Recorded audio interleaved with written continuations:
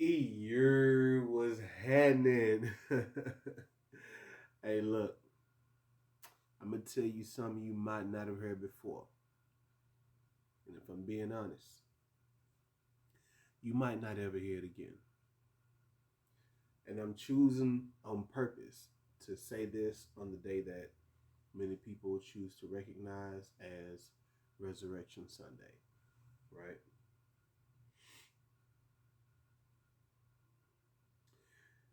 You are not, I repeat, you are not supposed to surrender to God.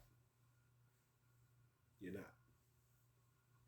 And I know it might be a shock when I say it because you know I'm explaining. I know it might sound like a shock initially, but just hear me out. You can do a quick search on any internet browser.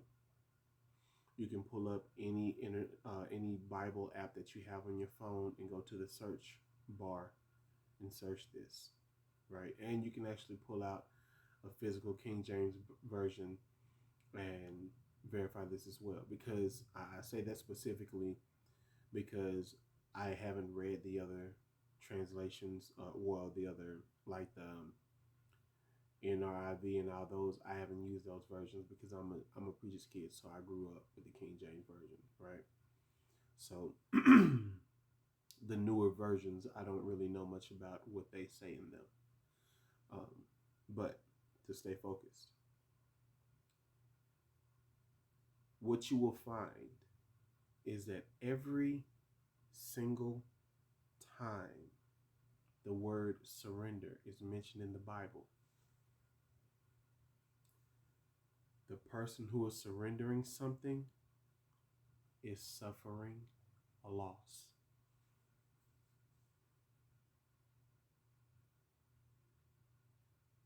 Hallelujah, Jesus. That's why you can't surrender to God because how can you give him anything and lose?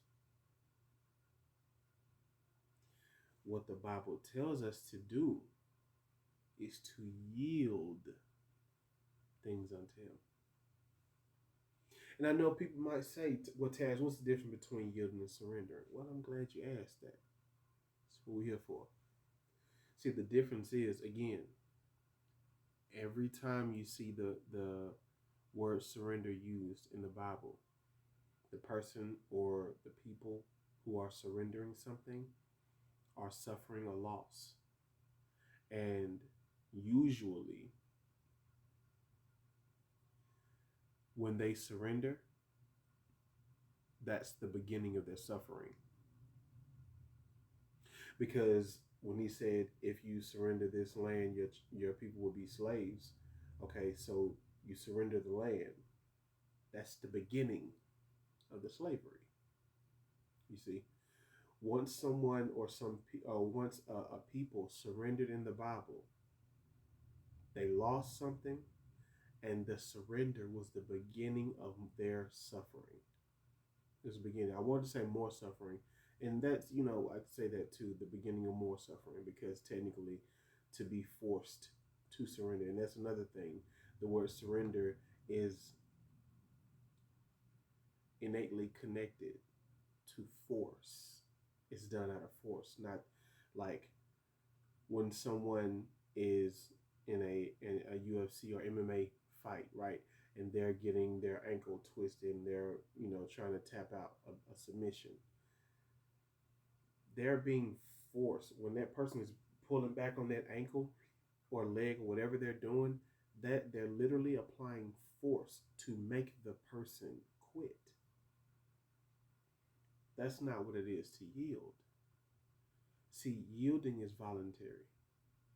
Yielding is what Ryan Garcia did against Gervonta Davis when he got hit in the liver and he took a few steps back and he assessed the pain that he was in and he knew that more pain was on the way if he continued. So he took that knee. Now, mind you, a liver punch will drop a person anyway. So I'm not one of those guys who's saying he quit and all that kind of stuff, but I want to stay focused. When he took that liver blow, he took a few steps back and he was like, this is the amount of pain that's on the other end of this because of how much I'm feeling right now. I don't even know if I can keep going. But I know that now, since he sees me in this condition, he's pumped. His punches are going to have more behind him now. They're going to come a bit faster now. That will pause. So you can choose to walk right into a bunch of damage, which is not what warriors do, by the way. People who are not warriors think warriors are just mindless buffoons with weapons. And it's like, no, to be a warrior, you must be a strategist. Because if you're not a strategist, you won't be a warrior for very long. So, he assessed the situation and he dropped down to his knee, yielding the match. That was voluntary, right? But I'm going to tell you what the difference is when we yield things to God. First and foremost, again, there is no way we can give anything to God and lose. It's just not possible. That's number one. Two, when we yield something to God, that's the end of the suffering.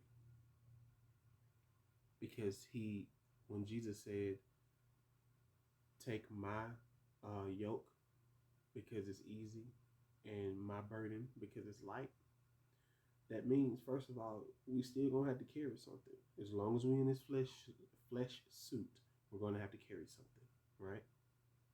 So we can swap them out. But what does that mean? When he calls us the one who are heavy laden, and then he said his were light and easy. That's a swap out. That means when we give it to him, we feel relief because it's light now. It's not heavy laden anymore. So we're not supposed to surrender to God, guys. I know we have the songs, I surrender all and all that, but this is not correct terminology, and it's very important that we don't say this moving forward. We are not supposed to surrender anything to God because he is not forcing us, and we are not able to lose anything that we invest in him, right? We're supposed to yield it to him voluntarily because we will always see a return. I'll give you this one small example. All of us, you who are looking at this video, or if you're just hearing it from somebody else watching it, you too. All of us started off as one sperm cell. One sperm cell created this 6'5", 320-pound man. One sperm cell. This is the beauty of when we put life into something.